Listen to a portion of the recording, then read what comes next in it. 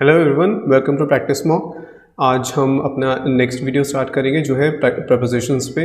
But उसको start करने से पहले लास्ट क्लास के कुछ क्वेश्चंस देख लेते हैं। ये क्वेश्चंस मैंने आपको दिए थे, जिसमें फर्स्ट क्वेश्चन है, इसमें हमें ब्लैंक फिल करना है। हमें 4 ऑप्शंस गिवन है। सो ईट डैश और यू माइट चोक। इस सेंटेंस में क्या कह रहा है वो कि ईट डैश। ईट क्या है यहाँ पे? ईट वर्ब है, ओके। और वो कह रहे हैं कि ईट डैश और यू माइट चोक। चोक करना क्या होता है कि खाना गले में फंस जाना, ठीक है। तो वो कह रहे हैं कि अगर ईट खाना ऐसे खाओ, नहीं तो, और क्या यहाँ पर कह रहे हैं, नहीं तो यू माइट चोक कि खाना तुम्हारे गले में फंस सकता है। सो यहाँ हमें एक what do we need an adverb, ठीक है। क्यों चाहिए एडवर्ब? एडवर्ब चाहिए हमें इस वर्ब ईट को मॉडिफाई करने के लिए। सो यहाँ पे हमें एडवर्ब्स गिवन है क्विकली, हैप्पीली, स्लोली एंड हंग्रीली। तो कैसे वो खाए कि खाना उसके गले में ना फंसे। सो ईट क्विकली, जल्दी से खाए, ईट हैप्पीली, खुश होकर खाए, स्लोली खाए, या हंग्रीली खाए यानी और भूख के साथ। सो इन सब ऑप्शंस में से ईट स्लोली फिट होता है, क्योंकि अगर वो खाना स्लोली नहीं खाएगा, ईट स्लोली और यू माइट चोक, नहीं तो खाना तुम्हारे गले में फंस सकता है। तो स्लोली कॉन्टेक्स्ट में फिट हो रहा है। सो सी आंसर होना चाहिए। जो नेक्स्ट सेंटेंस है, लुकिंग डैश एट द सन में कॉज ब्लाइंडनेस, कि सन की तरफ देखने से ब्लाइंडनेस हो सकती है, यानी आँखों की रोशनी जा सकती है, आपकी देखने की एबिलिटी जा सकती है। सो अब कैसे देखें? लुकिंग डैश, तो यहाँ पे हमें लुकिंग को मॉडिफाई करने के लिए हमें एक एडवर्ब चाहिए, और यहाँ पे हमें गिवन है consequently, directly, probably and brightly. तो ये 4 एडवर्ब्स गिवन है। कॉन्सिक्वेंट क्या होता है? कॉन्सिक्वेंस क्या होते हैं? कॉन्सिक्वेंसेस होते हैं किसी चीज़ के क्या नतीजा होगा, ठीक है, नतीजा। सो या क्या रिजल्ट्स होंगे, कॉन्सिक्वेंसेस। तो कॉन्सिक्वेंटली यानी इन अ वे कि किस वे में वो देखें कि उसका क्या रिजल्ट्स हो, ये कॉन्टेक्स्ट में फिट नहीं हो रहा। डायरेक्टली सन को, लुकिंग डायरेक्टली सन को, यानी कि सीधा सन को देखने से आँखों पे यानी आप ब्लाइंड हो सकते हो, ठीक है। या probably, looking probably at the sun, probably look के साथ प्रोबेबली लुक को प्रॉपरली ठीक कॉन्टेक्स्ट में मॉडिफाई नहीं कर रहा। एंड ब्राइटली कैसे होता है? मतलब brightly, how can you look someone brightly? आप ब्राइटली नहीं देख सकते किसी को। तो लुक के साथ यहाँ पे डायरेक्टली जो है वो कॉन्टेक्स्ट में फिट होता है कि सन की तरफ डायरेक्टली देखने से आप जो है ब्लाइंड हो सकते हो। The next sentence says the parents are dash waiting to meet the principal. अब पेरेंट्स जो है वो डैश वेटिंग, अब यहाँ पेरेंट्स जो है इंतज़ार कर रहे हैं, ठीक है, वेटिंग इंतज़ार कर रहे हैं टू मीट द प्रिंसिपल से मिलने का इंतज़ार कर रहे हैं। तो parents are still over when any. तो स्टिल मतलब कि अभी भी, ठीक है। स्टिल क्या शो करता है कि अभी भी हो रहा है कोई एक्शन, ठीक है, something which is still happening, अभी भी चल रहा है। एंड ओवर मतलब खत्म हो गया। Are over waiting, are when waiting. So are के बाद यहाँ पे व्हेन नहीं आएगा, ठीक है। And are any waiting, any मतलब कोई भी एक आउट ऑफ गिवन में से कोई भी एक की जब हम बात कर रहे हो तो हम एनी यूज़ करते हैं। यहाँ ऐसा कुछ नहीं है। तो पेरेंट्स आर स्टिल वेटिंग यानी अभी भी वेट कर रहे हैं, ये कॉन्टेक्स्ट में फिट हो रहे हैं। तो parents are still waiting to meet the principal. हमें एरर फाइंड करना है। The leopard sudden jumped out of nowhere. तो यहाँ पे जो लेपर्ड था, जो तेंदुआ था, वो अचानक से कहीं से वो अचानक से जंप करके आ गया, अचानक से कूद के आ गया। तो the leopard sudden jumped, sudden, अब यहाँ सडन देखो, यहाँ सडन क्या होता है? सडन यानी अचानक, और अचानक आ गया तो ये क्या है? This is an adjective, sudden. तो अब यहाँ पे ये किसको मॉडिफाई किया जा रहा है, यहाँ पे ये वर्ब है और वर्ब को एडजेक्टिव्स मॉडिफाई नहीं करते, कौन मॉडिफाई करता है, एडवर्ब। तो ये सडन की जगह क्या होना चाहिए, सडनली, ठीक है, सडनली, कि अचानक से, कैसे जंप हुआ, कैसे कूद कर रहा है, अचानक से। सो यहाँ सडन की जगह सडनली होना चाहिए। तो बी पार्ट में आ रहा है कि एरर है कि जो तेंदुआ था वो अचानक से कहीं से कूद कर आ गया। The next sentence says the watchman comes often in the evening. जो वॉचमैन है वो कम्स ऑफन यानी अक्सर शाम को आता है। तो क्या ये करेक्ट है सेंटेंस? देखो, जब भी हम ऑफन यूज़ करते हैं तो ऑफन जो है वो जिस वर्ब को मॉडिफाई कर रहा है उससे पहले आता है। So the watchman comes often in the evening नहीं होना चाहिए, it should be often comes in the evening. ठीक है, तो हमें क्या करना होगा, हमें ऑफन यहाँ ये एरर है, ठीक है, और सी पार्ट में एरर है, ऑफन यहाँ नहीं आएगा, often should be placed there. Okay, and next sentence says Shyam is going to tomorrow solve the problem. क्या ये सेंटेंस करेक्ट है कि श्याम कल प्रॉब्लम जो है वो सॉल्व करेगा? So Shyam is going to tomorrow solve the problem, Sham कल प्रॉब्लम सॉल्व करेगा। देखो सब्जेक्ट है हमारे पास is going to, tomorrow solve, देखो टू सॉल्व है, ठीक है, तो ये क्या है, इन्फिनेटिव है, हमने पढ़ा था, टू सॉल्व द प्रॉब्लम। अब जब भी ये टुमारो की हम बात करते हैं तो ये यूजुअली या तो सेंटेंस के बिगिनिंग में यूज़ होता है या फिर सेंटेंस के एंड में यूज़ होता है। तो हम यहाँ पे दो तरीके से इसको यूज़ कर सकते हैं, या तो टुमारो स्टार्टिंग में आएगा, टुमारो शाम and Shyam is going to solve the problem, ये करेक्ट हो सकता है, या होगा Shyam is going to solve the problem tomorrow. ठीक है, सो ये दोनों करेक्ट होंगे अगर हम टुमारो को बिगिनिंग या एंड में यूज़ करें। बट ये ये सेंटेंस के बीच में यहाँ जिस तरह यूज़ हो रहा है टू और वर्ब के बीच में, बेस फॉर्म वर्ब के बीच में, ये यूज़ इनकरेक्ट है। सो बी हमारा आंसर होना चाहिए। सो अब हम अपना इस आज का टॉपिक स्टार्ट करते हैं जो है प्रेपोजिशंस। तो सबसे पहले प्रेपोजिशंस का क्या फंक्शन होता है। प्रेपोजिशन ये लिंक करने का काम करते हैं नाउन्स, प्रोनाउंस, इनको अदर वर्ड्स से। जैसे फॉर एग्जांपल हम पहला सेंटेंस देखते हैं, I have placed the book on the table. मैंने जो बुक है, किताब है, वो टेबल पे रख दी। सो आई हैव प्लेस्ड, वर्ब है यहाँ पे, ठीक है, क्या प्लेस किया, बुक प्लेस की, ठीक है। सो वर्ब है हमारे पास, सब्जेक्ट है, ठीक है, हेल्पिंग वर्ब हैव है, वर्ब मेन वर्ब प्लेस्ड है, द बुक ऑब्जेक्ट है, क्या प्लेस की, बुक प्लेस की, कहाँ प्लेस की, टेबल पे, ठीक है। तो ये ऑन क्या फंक्शन, क्या रोल प्ले कर रहा है यहाँ पे, ऑन बता रहा है कि जो बुक है और जो टेबल है इनके बीच में क्या रिलेशन, बुक कहाँ है, टेबल के ऊपर रखी है, टेबल के नीचे रखी है, टेबल की साइड में रखी है, कहाँ रखी है। तो यहाँ पे ये जो दो नाउन्स हैं, the book and the table, इन दोनों के बीच में जो रिलेशन है, जो लिंक है, वो शो कर रहा है ये वर्ड। और यहाँ पर ऑन क्या है, ये है प्रेपोजिशन। ओके, नेक्स्ट सेंटेंस देखते हैं, he was talking to me, वो मुझसे बात कर रहा था। He subject, verb, was, talking, verb, was क्या है यहाँ, helping verb, talking is main verb. और किससे बात कर रहा था, मुझसे बात कर रहा था।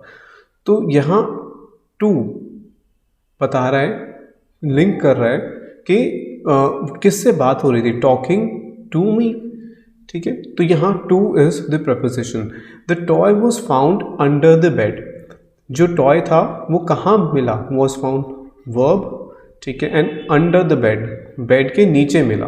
अंडर कहाँ यूज होता है, नीचे, ठीक है, नीचे मिला बेड के। So under the bed, and यहाँ अंडर क्या है, preposition, ठीक है, under is the preposition.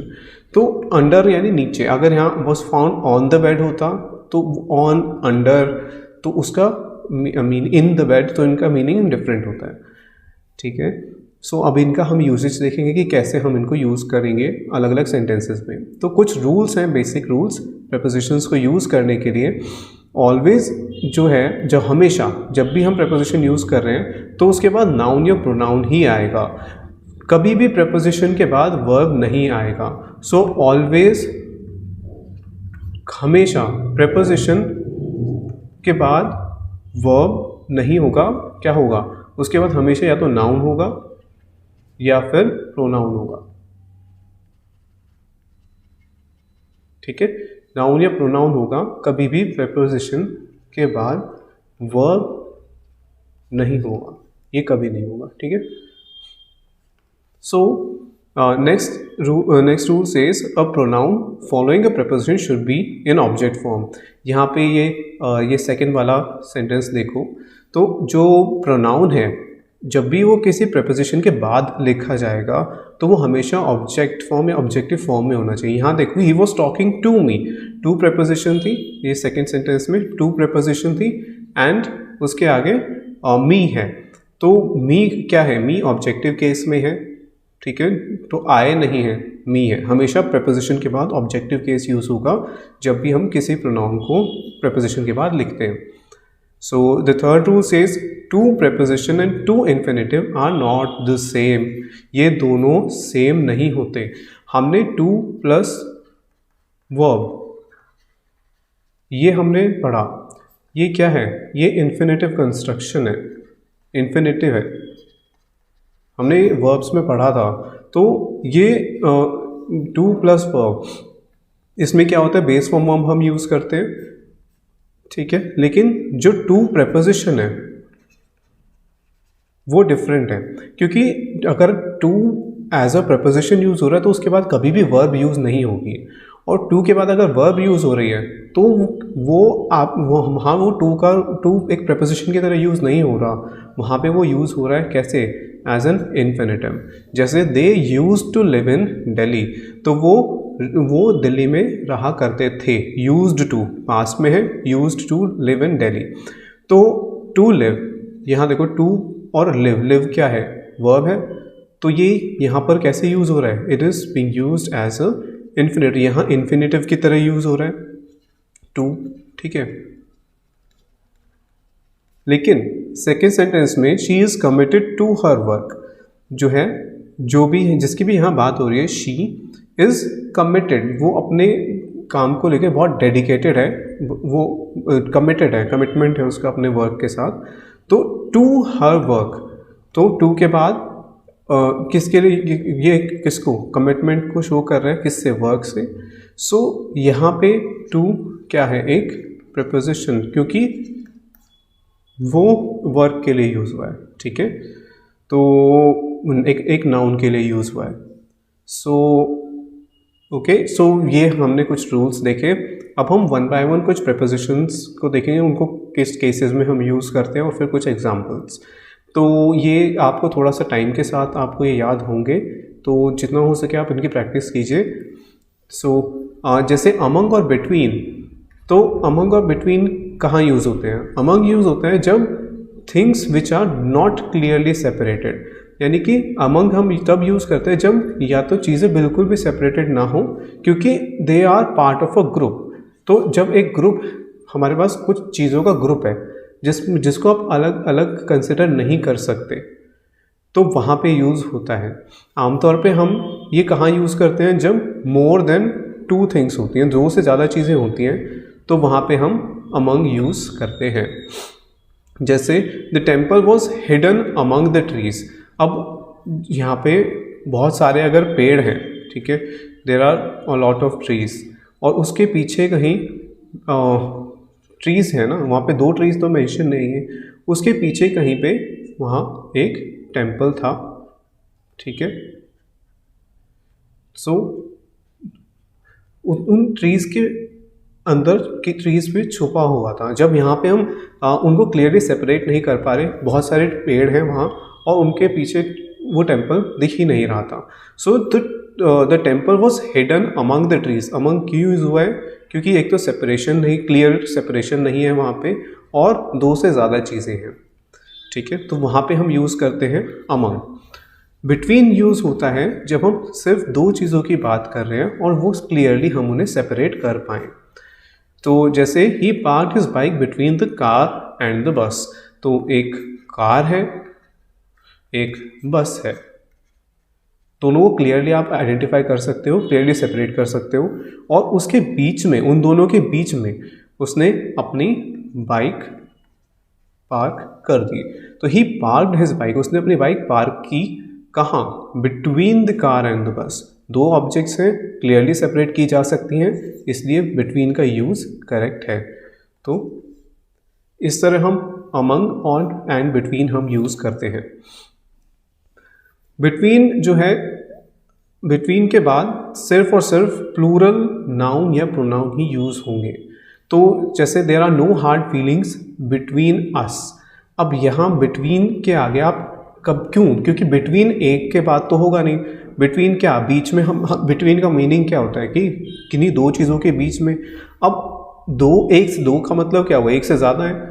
तो जब एक से ज़्यादा है, बिटवीन तभी यूज़ करेंगे जब ऑब्जेक्ट एक नहीं है, एक से ज़्यादा है। क्योंकि अगर एक ही ऑब्जेक्ट है तो वहाँ पे बिटवीन यूज़ करने का कोई मतलब ही नहीं है। तो इसीलिए हमेशा जब भी हम बिटवीन यूज़ करते हैं तो उसके आगे प्लूरल नाउन, यानी एक से ज़्यादा नाउन, एक प्लूरल यूज़ होंगे क्योंकि एक से ज़्यादा ऑब्जेक्ट की बात हो रही है। या फिर अगर प्रोनाउन भी यूज़ कर रहे हैं तो वहाँ पे भी प्लूरल ही यूज़ करेंगे क्योंकि बिटवीन दो से दो के लिए यूज़ होता है। There are no hard feelings between us. हम दोनों के बीच में जो है जो कोई भी बुरी फीलिंग्स या भावनाएं नहीं है। So there are no hard feelings between us, ठीक है। ये लॉजिकल है काफ़ी। सो नेक्स्ट है each and every are not used with between. Between में ईच एंड एवरी हम यूज़ नहीं करते। The government divided the powers between each state. So अब बिटवीन ईच स्टेट नहीं होगा, ठीक है। तो ये इस यहाँ पे यूज़ इनकरेक्ट है। क्यों? क्योंकि government divided the powers between each state, ठीक है। तो ये इनकरेक्ट हो जाएगा। तो नेक्स्ट हमारे पास जो प्रपोजिशंस हैं वो है बिसाइड एंड बिसाइड्स। अब इसमें सिर्फ एक एस का डिफरेंस है लेकिन मतलब अलग हो जाता है। जैसे बिसाइड मतलब he put the below beside me. Beside मतलब मेरे पास में ही, मेरे साथ में ही रख दिया। He put the below beside me, मेरे साइड में, बी साइड, ओके। तो मेरे साइड में उसने पिलो रख दिया। सो ये ऐसे हम बिसाइड यूज़ करते हैं। और बिसाइड्स विद एन एस, इसका मतलब क्या हुआ कि इसके अलावा किसी चीज़, जैसे बिसाइड्स सेलिंग, सेलिंग के अलावा। सेलिंग क्या होता है? जो है सेल वाली जो नाव है उसको चलाते हैं। तो सेलिंग के अलावा मुझे फिशिंग करना पसंद है, ठीक है, उसे मछली पकड़ना पसंद है। So besides selling I like fishing. तो सेलिंग के अलावा वो फिशिंग उसे पसंद है। तो बिसाइड का मतलब क्या होता है कि किसी के साइड में, किसी के बराबर में। एंड बिसाइड्स का मतलब क्या होता है? अलावा, इसके अलावा, ठीक है। एंड आफ्टर एंड बिफोर, तो ये तो आप लोगों को पता होगा। आफ्टर यानी बाद में, बिफोर यानी पहले। आफ्टर जैसे, तो बिफोर पहले एंड आफ्टर इज बाद में। तो आफ्टर कैसे यूज होगा? I am playing guitar after a long time. After जिसके किसके साथ यूज हो रहा है? Long time. तो बहुत लंबे टाइम के बाद मैं गिटार बजा रहा हूँ। I am playing guitar after a long time. तो यहाँ पे ये आफ्टर को हम ऐसे यूज़ करेंगे जब किसी चीज़ के बाद हमें कुछ शो करना है। और बिफोर यानी पहले। तो जब हम, जैसे I will reach there before he will reach there before we do, वो वहाँ पहुँच जाएगा। He will reach there, there मतलब वहाँ, ही मतलब वो वहाँ पहुँच जाएगा बिफोर वी डू, हमसे पहले। यहाँ बिफोर क्या बता रहा है कि हमसे पहले पहुँच जाएगा, ठीक है। तो बिफोर हम यूज़ करते हैं जब हमें कहीं सेंटेंस में कोई इवेंट बतानी हो, किसी चीज़ से पहले हो रही है तो। अब फॉर एंड सिंस देखते हैं, ठीक है। काफ़ी लोग इसमें कंफ्यूज रहते हैं कहाँ पे हमें फॉर यूज़ करना है और कहाँ पे हमें सिंस यूज़ करना है। देखो जहाँ पे भी हम ड्यूरेशन की बात कर रहे हैं, ड्यूरेशन मतलब कि कितना लंबा टाइम है, ठीक है, ठीक है, कितना लंबा टाइम है। जैसे अभी हम बात करें कि ये 2 साल की बात हो रही है, 3 दिन की बात हो रही है, ठीक है। तो यहाँ पे कोई साल मेंशन नहीं किया, यहाँ पे बता रहे कितने साल हुए हैं। ऐसे नहीं लिखा 2020 या 2015, ऐसे कुछ कोई ईयर मेंशन नहीं है। नंबर ऑफ ईयर्स यानी टाइम दिया हुआ है, कितना टाइम हो गया है। 3 दिन हुए हैं, 2 साल हुए हैं, 10 मिनट हुए हैं, 4 घंटे हुए हैं, तो कितना टाइम हुआ। तो जब टाइम की बात हो रही है, हमें नहीं पता कब शुरू हुआ और कब ख़त्म हुआ, पर टाइम हमें गिवन है कि इतनी देर हुई है, तो वहाँ पे हम फॉर यूज़ करते हैं।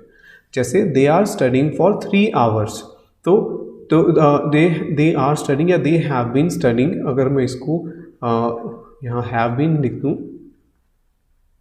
ठीक है, तो they have been studying for 3 hours today, यानी कि वो 3 घंटे से पढ़ रहे हैं। तो कितना टाइम से, 3 आवर्स, 3 घंटे से वो पढ़ रहे हैं। They have been studying for 3 hours today. तो यहाँ हमने फॉर क्यों यूज़ किया, क्योंकि नंबर ऑफ आवर्स, कितना समय हुआ है, ये मैंशनड है। To talk about a purpose और रीज़न। अब अगर फॉर और कहाँ यूज़ होता है टाइम के अलावा, फॉर यूज़ होता है कि जैसे this fence has been installed for our safety. ये जो फेंस क्या होता है, बाड़ लगाना, ठीक है, एक बाउंड्री लगाना किसी को आने से रोकने के लिए। तो दिस फेंस, ये फेंस जो लगाई गई है, इंस्टॉल करना यानी कि लगाना, has been installed for our safety. तो यहाँ फॉर क्या बता रहा है, क्या पर्पस है। पर्पस क्या होता है, उद्देश्य, उद्देश्य यानी कि क्या, किस लिए, ठीक है। तो फॉर हमें बताता है क्या पर्पस है, सेफ्टी, सुरक्षा के लिए हमें ये फेंस लगाई गई है। टू इंट्रोड्यूस द पर्सन और पीपल, जैसे अगर हम किसी को सेंटेंस में किसी के बारे में हम बता रहे हो, हमने उसको इंट्रोड्यूस किया यानी कि उसकी बात करनी शुरू की। तो जैसे I have bought this phone for my sister, मैंने ये फ़ोन अपनी सिस्टर के लिए ख़रीदा। तो यहाँ फॉर क्या शो कर रहा है, किसके लिए हुआ कोई चीज़, ठीक है। यहाँ पे इंट्रोड्यूस किया जा रहा है कि किसको कोई ऑब्जेक्ट मिल रही है, रिसीवर, ठीक है। कौन है रिसीवर, माई सिस्टर। सो यहाँ ये फॉर शो कर रहा है कि कोई चीज़ रिसीव करने वाले को के बारे में बताने के लिए। तो एक तो एम ये बताता है कि क्या पर्पज़ है, क्या उद्देश्य है, ये बताता है कि किसे कोई चीज़ मिली है, ठीक है। और अगर टाइम की बात हो रही है तो कितना समय हुआ है, ठीक है। उसमें समय शुरुआत या एंड नहीं बताया होगा कितनी देर हुई है, तो वहाँ हम फॉर यूज़ करते हैं। सिंस कहाँ यूज़ करते हैं, सिंस यूज़ करते हैं जब हमें exact time, precise moment in time, मतलब कि बिल्कुल एग्जैक्ट टाइम मेंशन्ड है। जैसे कितने बजे से, 2 बजे से, कौन से महीने से, जनवरी से, ठीक है। उसमें 2 मंथ्स 3 मंथ्स नहीं लिखा, जनवरी महीने का नाम लिखा है। कौन से साल से, नंबर ऑफ ईयर्स नहीं लिखा, एग्जैक्ट ईयर मेंशन्ड है, ठीक है। या अगर बिगिनिंग ऑफ टाइम मेंशन्ड है, या मंडे एग्जैक्ट डे मेंशन्ड है, तो ऐसे इन सब के साथ हम यूज़ करते हैं सिंस। जैसे I have lived in Amritsar since my childhood, मैं अपने बचपन से, अब उसमें नंबर ऑफ टाइम कितना साल हो गए या कितना टाइम हो गया नहीं मेंशन्ड है, उसमें होता है कब से, ठीक है, कब से। सो सिंस यूज़ किया कि वो अपने बचपन से वो मैं अमृतसर में रहा हूँ।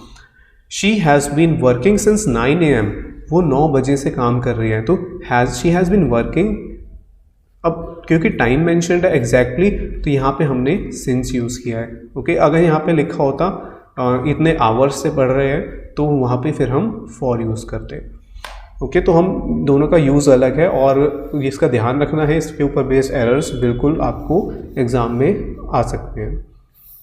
नेक्स्ट है अक्रॉस एंड थ्रू। अक्रॉस क्या होता है, थ्रू क्या होता है। Across shows movement from one side of a surface to another. जैसे अगर हमारे पास ये एक टेबल है, ओके।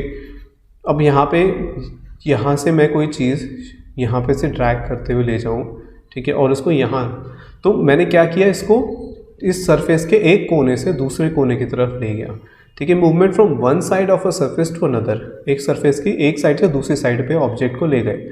तो जब ऐसा होगा तो वहाँ पे हम कहेंगे कि I have moved this ball across the table.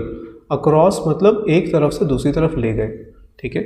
So we took the ferry across the river. अब जब अक्रॉस द रिवर की बात हो रही है तो अगर ये रिवर है, ठीक है, इसमें पानी है, और फेरी क्या होता है, एक बोट होती है, ठीक है। तो अगर उन्होंने फेरी यहाँ से ली तो अक्रॉस द रिवर मतलब उन्होंने वो फेरी यानी उस बोट ने उन्हें रिवर नदी पार करा दी।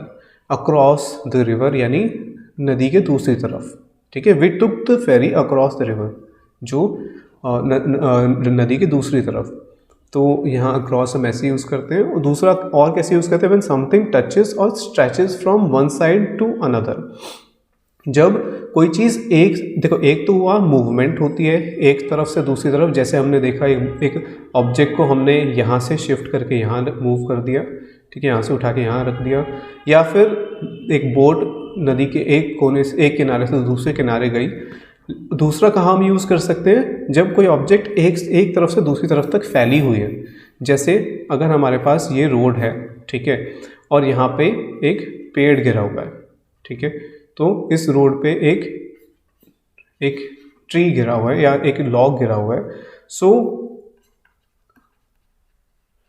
ट्री है, तो अब यहाँ पे ट्री एक उस सड़क के दोनों किनारों पे फैला हुआ है, यानी यहाँ से यहाँ तक वो पूरा स्ट्रेच हुआ है ट्री। तो जब ऐसा है, the tree fail across the road. Across the road का मतलब क्या होगा कि रोड उसने बंद कर रखी है, वो रोड के एक तरफ से दूसरी तरफ तक वो गिरा हुआ है पूरा पेड़। He drew a line across the page. Across the page का मतलब क्या होगा, ये हमारे पास पेज है, ठीक है, और उसने लाइन कैसे ड्रॉ की, अक्रॉस द पेज, यानी पेज के एक साइड से दूसरी साइड तक, ठीक है। सो उसने ऐसे लाइन ड्रॉ की पेज के एक साइड से दूसरी साइड तक। अब ये था अक्रॉस, ठीक है, एक साइड से दूसरी साइड। अगर हम थ्रू की बात करते हैं तो मूवमेंट होती है इसमें भी एक साइड से दूसरी साइड तक, पर किसी चीज़ के अंदर मूवमेंट होगी। जैसे अगर हम बात करें एक सुरंग की, टनल, ठीक है, तो टनल में क्या होता है, ट्रेन एक तरफ से एंटर करती है। टनल में क्या होता है, ट्रेन जो है वो एक तरफ से एंटर करती है और फिर दूसरी तरफ से एग्जिट करती है।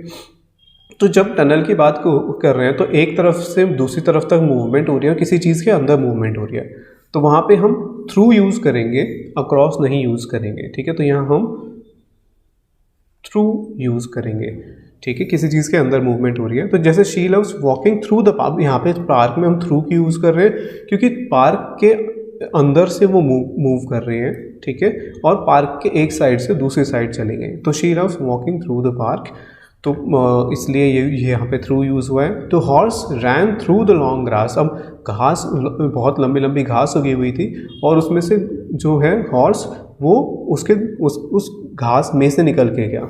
तो जब भी ऐसा होगा, the horse ran through the long grass, क्योंकि घास के बीच में से निकल के गया, उसके अंदर से निकल के गया और वो एक तरफ से दूसरी तरफ मूवमेंट हुई, तो इसलिए हमने थ्रू यूज़ किया है, ठीक है। अब अगर हम ऑन एंड अपॉन की बात करें तो ऑन क्या शो करता है कि स्टेशनरी ऑब्जेक्ट, यानी कि स्टेशनरी का मतलब क्या होता है, देखो एक तो होता है स्टेशनरी यानी कि कोई मूवमेंट नहीं हो रही, स्टेशनरी मतलब कि रुका हुआ, ओके, स्टेशनरी मतलब कोई मूवमेंट नहीं है, स्टिल है। लेकिन ERY stationery, ARY and ERY, ERY क्या होता है स्टेशनरी, जो हम स्टेशनरी जैसे पेपर, सिजर्स, ठीक है, जो भी ऑफिस स्कूल के लिए जो हम सामान लाते हैं, तो ये सब वो ERY होता है। तो यहाँ पे ARY लिखा है, यानी कि ऑब्जेक्ट अगर मूव नहीं कर रही, ठीक है, स्टिल है या रुकी हुई है ऑब्जेक्ट, तो वहाँ पे हम ऑन यूज़ करते हैं। जैसे the bottle is on the refrigerator, जो बॉटल है वो रेफ्रिजरेटर पे है, तो ऑन क्या शो करता है कि कोई हमारे पास सरफेस है और उसके ऊपर हमने ऑब्जेक्ट रख दी। तो इस सरफेस के ठीक ऊपर एक ऑब्जेक्ट रखी हुई है, तो यहाँ पे नीचे रेफ्रिजरेटर है ठीक है, और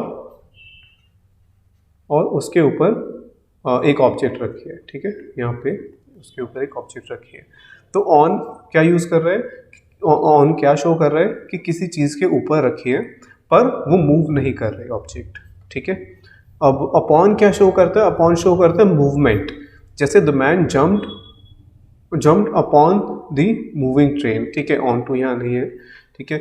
या तो अपॉन का मतलब क्या होगा कि वो कोई चीज़ मूव करके किसी चीज़ के ऊपर के कांटेक्ट में आ रही है। जब नहीं कांटेक्ट में आ रही तो वहाँ पे हम ऑन यूज़ करते हैं, जहाँ पे मूवमेंट के साथ वो कांटेक्ट में आ रही है तो वहाँ हम यूज़ करते हैं अपॉन। तो उसके बाद है in and in to. In जैसे I was sleeping in my room, in का मतलब अंदर, तो वो मैं अपने कमरे के अंदर सो रहा था। I was sleeping in my room. Into का मतलब क्या होगा, जहाँ पे मूवमेंट शो होगी, जैसे the frog jumped into the well, जो मेंढक था वो कुएं में कूद गया। तो वहाँ पे मूवमेंट शो हो रही है कि यहाँ पे एक वेल है एंड जो फ्रॉग था वो जो मेंढक था वो वेल में कूद गया। तो वो मूवमेंट शो हो रही है कि वो जंप कर गया, तो वहाँ पे इनटू यूज़ करेंगे, ठीक है, उसके अंदर कूद गया कुएं के अंदर। बट अगर हम जहाँ पे हम मूवमेंट शो नहीं कर रहे, हम बस स्टेट बता रहे हैं कि कोई चीज़ किसी दूसरी चीज़ के अंदर, जैसे I was sleeping in my room, मैं अपने कमरे में था, तो वहाँ पे हम इन यूज़ करेंगे। नेक्स्ट इज अराउंड जैसे movement passing something in a curved route not going through it. जैसे अगर हमारे पास ये, ठीक है, ये हमारे पास एक बॉक्स है, हम यहाँ इस बॉक्स के यहाँ से चल के जाएं, फिर यहाँ जाएं चल के साइड से, ठीक है, और फिर इधर से चले, तो हम क्या कर रहे हैं, we are moving around the box, ठीक है, उसके किनारे उसके साइड हम चलते हुए जा रहे हैं। तो जब ऐसी मूवमेंट होती है कर्व्ड रूट किसी ऑब्जेक्ट के साथ में, तो वहाँ हम अराउंड यूज़ करते हैं। जैसे the main road was closed, जो मेन रोड थी वो बंद थी, तो we had to walk around the block, हमने क्या करना पड़ा, हमें ब्लॉक के चारों तरफ जाना पड़ा। अब यहाँ पे ब्लॉक का मतलब क्या है, क्या होता है, सिटी या टाउन्स में क्या होता है, एक एरिया होता है, ठीक है, अलग अलग ब्लॉक्स में डिवाइडेड होता है। एक ब्लॉक होगा जिसमें अलग अलग रोड्स होंगे, ठीक है, बहुत सारे घर होंगे।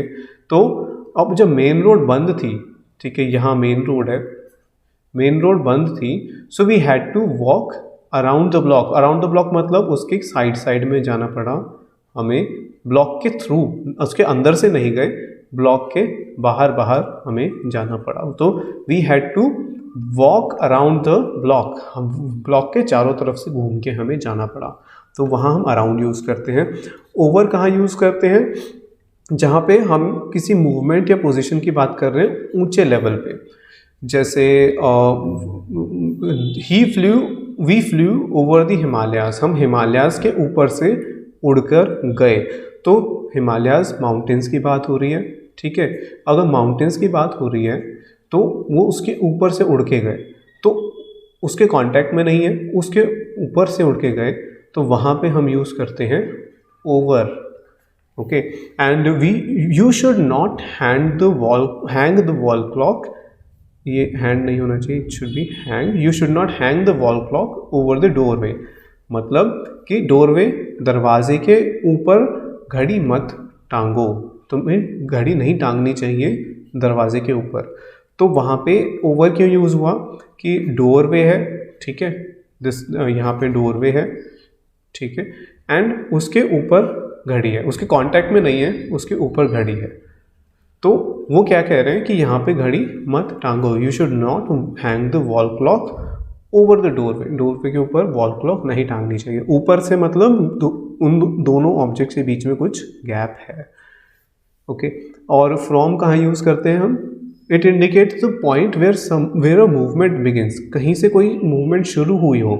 The monkey jumped from the tree, अब पेड़ से वो जंप कर रहा है अगर बंदर, तो कहाँ से उसने जंप किया, मूवमेंट कहाँ शुरू हुई, पेड़ पे शुरू हुई, पेड़ से वो नीचे आ गया कूद के, ठीक है। अगर यहाँ पर पेड़ है और वो वहाँ से जंप कर रहा है मंकी, तो फ्रॉम ने क्या शो किया, कहाँ से मूवमेंट शुरू हुई, ट्री से शुरू हुई। तो फ्रॉम हमें बताता है मूवमेंट कहाँ से स्टार्ट होती है, ठीक है। एंड अबाउट यानी कि कनेक्टेड विद और कंसर्निंग, जैसे I know everything about him, यानी मुझे उससे रिलेटेड, उससे कनेक्टेड सारी चीज़ें पता है। तो जब हम ऐसे हम कन्वे करना चाहते हैं किसी के बारे में हमें सब पता है, किसी के बारे में, तो वहाँ हम अबाउट यूज़ करते हैं, ठीक है। ऑफ एंड ऑफ, अब ये इनमें भी काफ़ी आपको एरर्स मिल जाएंगे एग्ज़ाम में, जैसे जिसमें ऑफ की जगह ऑफ लिखा हो, ठीक है, या ऑफ OFF की जगह OF लिखा हो, तो ये इंटरचेंजेबल नहीं है, इनको हम ऐसे रिप्लेस नहीं कर सकते, दोनों का मीनिंग अलग है। ऑफ क्या शो करता है कि बिलोंगिंग शो करता है कि किसके पास कौन सी चीज़ है, या कोई चीज़ किसी चीज़ से कैसे बिलोंग करती है। जैसे first chapter of the book, book का या की के यूज़ करते हैं। तो the first chapter of the book, ये बुक का पहला चैप्टर है। She is a friend of mine, ठीक है, वो मेरी एक फ्रेंड है, फ्रेंड ऑफ माइन। तो यहाँ पे वो शो कर रहा है किसकी फ्रेंड है, मेरी फ्रेंड है। सो यहाँ माइन, यहाँ ऑफ जो है वो शो कर रहा है बिलोंगिंगनेस, ठीक है। और जो फर्स्ट वाला सेंटेंस है उसमें भी बिलोंगिंगनेस शो कर रहा है, क्योंकि वो बता रहे हैं कि बुक का पहला चैप्टर है, ओके। और OFF कहाँ यूज़ होता है, ये मूवमेंट शो करता है अवे, किसी चीज़ से दूर। जैसे he pushed my book off the table, off the table मतलब टेबल पे रखी थी मेरी बुक, ठीक है, एंड क्या हुआ, उसने वो बुक पुश कर दी और वो पुश होके कहाँ चली गई, ऑफ द टेबल, यानी टेबल से नीचे चली गई। तो जब भी कोई चीज़ किसी दूसरी चीज़ से हट के नीचे चली जाती है, ठीक है, movement away from and down from something, किसी चीज़ से नीचे की तरफ मूवमेंट होती है, गिरना, तो वहाँ पे हम ऑफ यूज़ करते हैं। He pushed my book off the table, उसने मेरी बुक टेबल से नीचे गिरा दी। या I got off the bus, अब बस में भी क्या होता है, आप मूव करते हो बस में से और नीचे उतरते हो, तो उसके लिए भी हम क्या यूज़ करते हैं, गेट ऑफ। गॉट ऑफ क्यों यूज़ हुआ है, क्योंकि ये पास्ट की बात कर रहा है और वो हम टेंसेस में पढ़ेंगे, ठीक है, आगे टेंसेस की वीडियो में हम पढ़ेंगे। तो अब इसको थोड़ा समझने के लिए देखते हैं, अगर हमें ऑन शो करना है, इस बॉक्स के ऊपर कोई चीज़ रखी हो, ठीक है, तो हम कैसे शो करेंगे। ये बॉक्स है हमारा, तो इसके ऊपर कोई ऑब्जेक्ट रखी है इसके कांटेक्ट में, ठीक है, तो हम कहेंगे कि ये ऑन है, यानी this ball is on the box, ठीक है, this ball is on the box. अब अगर ये बॉक्स को मैं ओपन करूं, ठीक है, यहाँ से इसको, अगर यहाँ से इसको ओपन करें, ठीक है, और एक बॉल इसके अंदर डाल दें और अंदर रख दें, बॉक्स के अंदर, इनसाइड, ठीक है, अब अंदर रख दी, और फिर हम कहेंगे कि जो बॉल है, the ball is in the box, ठीक है, यहाँ पे the ball is on the box.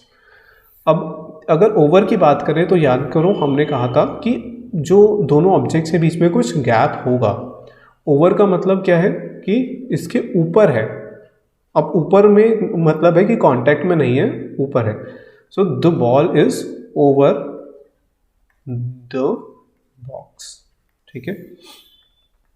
अब यहाँ पे अगर ये अगर एक टनल है, ठीक है, अंदर से ये खाली है, अंदर से अगर खोखली हो, हॉलो हो, और ये जो बॉल है ये मूव करके जा रही हो इसके अंदर, ठीक है, और फिर यहाँ से बाहर आ रही हो बॉल, तो यहाँ क्या होगा, द बॉल मूव्ड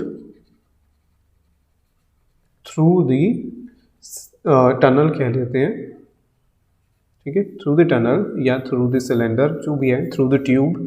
तो जो भी इस टाइप के स्ट्रक्चर्स होंगे जिसके अंदर से कोई दूसरी ऑब्जेक्ट मूव कर सकती है, तो वहाँ पे हम थ्रू यूज़ करेंगे।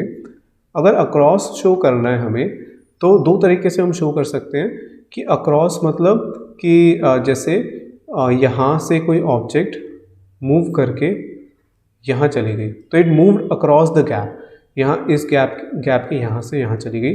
दूसरा हमने शो किया था हमने कहा था कि अगर कोई चीज़ एक जगह से दूसरी जगह तक स्ट्रेच हो रही हो यानी कि फैल रही हो, तो यहाँ पे अगर एक छोटा सा ब्रिज बना हो, ठीक है, यहाँ पे एक ब्रिज बना हो, ओके, सो यहाँ पे हम कहेंगे this is a bridge across the boxes, इन दोनों बॉक्सेस के अक्रॉस है ब्रिज, ठीक है। तो ये ब्रिज भी अक्रॉस है और इस बॉल की मूवमेंट भी अक्रॉस है। और अंडर का मतलब क्या होगा, ये बॉक्स है और इसके नीचे अगर एक बॉल रखी हो तो हम कहेंगे the ball is under the box. Of का मतलब क्या होगा, ऑफ मतलब गिरना। तो अगर हमारे पास यहाँ पर बॉल थी, ठीक है, and the ball fell off the table, तो यहाँ से क्या हुआ, वो नीचे गिर गई। तो मूवमेंट हो रही है दूर बॉक्स से और नीचे की तरफ हो रही है, तो हम ऑफ यूज़ करते हैं, ठीक है, ऑफ द बॉक्स। इनटू क्या होगा कि अगर ये बॉक्स है हमारा, इस बॉक्स को हम ओपन करें, ठीक है, इस बॉक्स को ओपन करें और जो ऑब्जेक्ट है वो इसके अंदर जा रही हो, बॉक्स के अंदर जा रही हो और उसमें मूवमेंट भी हो रही हो। जब ऐसा होगा तो हम कहेंगे कि the ball is moving into the box, ठीक है। और आउट ऑफ इसका ठीक उल्टा हो जाएगा। आउट ऑफ क्या होगा कि बॉल इसके अंदर से बाहर आ रही है, ओके। अवे फ्रॉम मतलब किसी चीज़ से दूर जा रही है। देखो ऑफ और अवे फ्रॉम का, ऑफ में नीचे गिरेगी ऑब्जेक्ट, अवे मतलब वो किसी भी डायरेक्शन में जा सकती है। तो कोई ऑब्जेक्ट है, it is moving away from, तो इधर भी जा सकती है, इधर भी जा सकती है, मतलब बस इसकी तरफ नहीं आएगी, इससे दूर किसी भी डायरेक्शन में जा सकती है। तो टुवर्ड मतलब जब कोई ऑब्जेक्ट दूसरे ऑब्जेक्ट की तरफ आएगी, तो इसके क्लोज वाला कोई भी पाथ ये ले सकती है। तो जब भी ऐसा होगा कि दूसरी ऑब्जेक्ट पहले के क्लोज आ रही होगी, पास आ रही होगी, तो वहाँ पे हम टुवर्ड यूज़ करेंगे, अवे फ्रॉम एंड टुवर्ड। तो आई होप इन डायग्राम से आपको थोड़ी क्लैरिटी आई होगी कि प्रेपोजिशंस ऑफ प्लेस हम कैसे यूज़ करते हैं। इनको हम प्रेपोजिशन ऑफ प्लेस कहते हैं। ये बताते हैं कि पहली ऑब्जेक्ट या दूसरी ऑब्जेक्ट कहाँ किस तरीके से दूसरे ऑब्जेक्ट के कंपैरिजन में कैसे हमने वो प्लेस की है।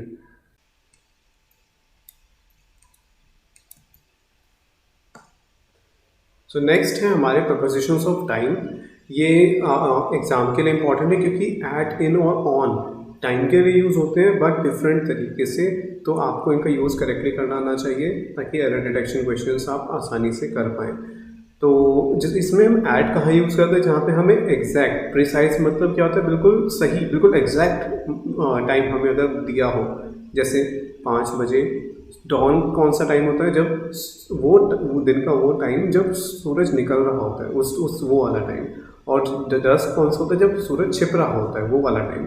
सूरज के निकलने को सनराइज़ कहते हैं और छिपने को सनसेट कहते हैं, ठीक है। नून दोपहर का टाइम 12 बजे, एंड नाइट रात का टाइम, मिडनाइट आधी रात। तो इस टाइम इन सब के साथ हम ऐट यूज़ करते हैं, लेकिन मॉर्निंग इवनिंग के साथ, ठीक है, कितने साल हुए, कितने मंथ हुए, कोई मंथ दिया हो, कोई साल दिया हो, तो वहाँ पे हम यूज़ करते हैं इन, जैसे इन द इवनिंग। लेकिन जब मॉर्निंग की बात, जब हम दोपहर की बात करें, नून की बात करेंगे, सो एट द नून या एट नाइट हम यूज़ करेंगे। सो ऑन कहाँ यूज़ करेंगे, जहाँ पे हमें कोई दिन या डेट गिवन हो, जैसे कि मंडे, ठीक है, I will do it on Monday, या डेट गिवन हो, I will do it on 2 मार्च, ठीक है। या अब कोई इवेंट पास्ट में हुई हो किसी पर्टिकुलर डे पे, तो वहाँ पे भी हम ऑन यूज़ करेंगे। जैसे he was awarded the scholarship on the 1 अप्रैल, तो वहाँ पे भी हम ऑन यूज़ करेंगे, इन या एट यूज़ नहीं करेंगे, ठीक है। तो जैसे I arrive here at 10 AM, तो 10 AM पे वो पहुँचा, क्योंकि बिल्कुल एग्जैक्ट टाइम मेंशन्ड है, तो हम एट यूज़ कर रहे हैं यहाँ पे, ठीक है। एट का यूज़ करेक्ट है। आई वॉज बॉर्न इन दिसंबर, तो क्योंकि मंथ गिवन है, ठीक, कोई भी मंथ गिवन हो तो उससे पहले हम इन यूज़ करेंगे, टाइम गिवन हो एग्जैक्ट, तो उससे पहले एट यूज़ करेंगे।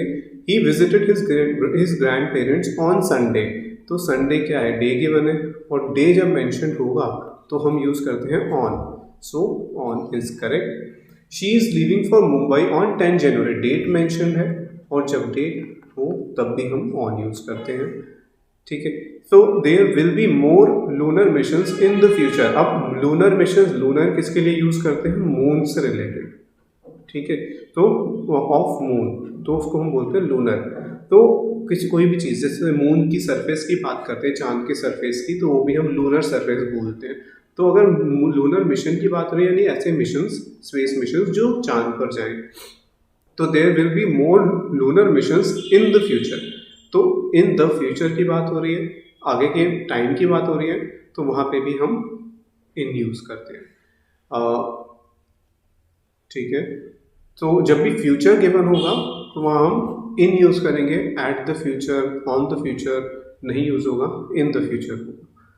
और he will meet me at lunch time, वो मुझे कब मिलेगा, लंच टाइम में मिलेगा। तो जब ऐसा एग्जैक्ट टाइम मेंशन हो, ठीक है, किस टाइम पे, तो lunch time, at lunch time correct है, ठीक है। On lunch time, in lunch time incorrect होंगे।